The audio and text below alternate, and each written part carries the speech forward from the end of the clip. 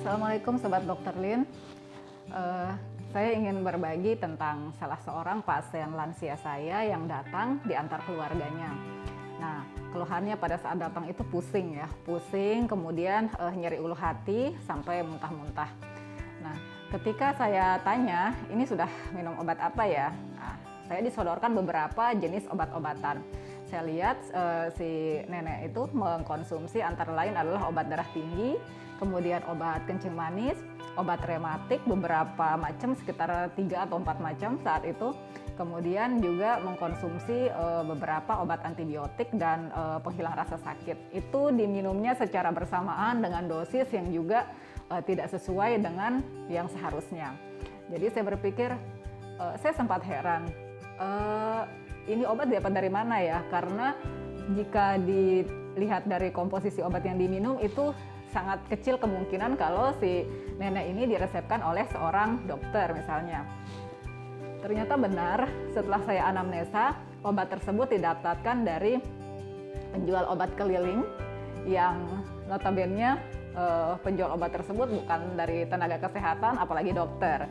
Jadi penjual keliling itu keliling hanya bermodalkan tensimeter dan stetoskop ya, jadi dokter-dokteran ya, dokter-dokteran. Jadi penduduk di sana hampir sebagian besar menganggap orang tersebut adalah dokter.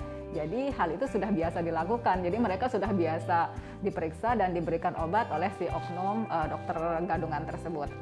Kemudian di sini yang lebih parah adalah saya melihat komposisi obat yang memang tidak sama sekali tidak ada indikasi ya. Jadi ibaratnya dia hanya berdasarkan perkiraan saja. Jadi setelah saya periksa ternyata si nenek memang tidak ada darah tinggi, kemudian tidak ada riwayat kencing manis. Jadi si nenek ini hanya ada keluhan rematik saja dan mungkin saja waktu itu hanya mengalami nyeri kepala. Nah, karena mengkonsumsi obat yang terlalu banyak jenisnya, kemudian obatnya juga mungkin mengiritasi lambung sehingga menimbulkan terjadinya gangguan pada saluran pencernaan. Jadi si nenek udah mulai ada keluhan mual-mual, muntah sampai dehidrasi dan tidak bisa makan minum. Dan itu mengakibatkan efek yang jadinya ya lebih parah ya, artinya karena pengobatannya tidak rasional.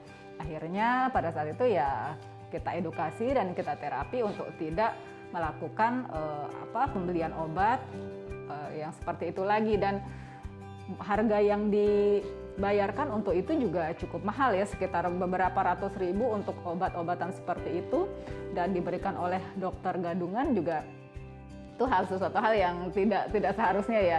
Jadi kalau misalnya teman-teman atau misalnya ada keluarga dan sebagainya yang menderita sakit tertentu, silahkan saja diedukasi untuk mengunjungi fasilitas kesehatan yang memang sudah berizin. Jadi saya di sini sangat tidak menyarankan atau membenarkan tindakan yang dilakukan oleh pasien tersebut. Sekian informasi dari saya, semoga bermanfaat. Salam sehat.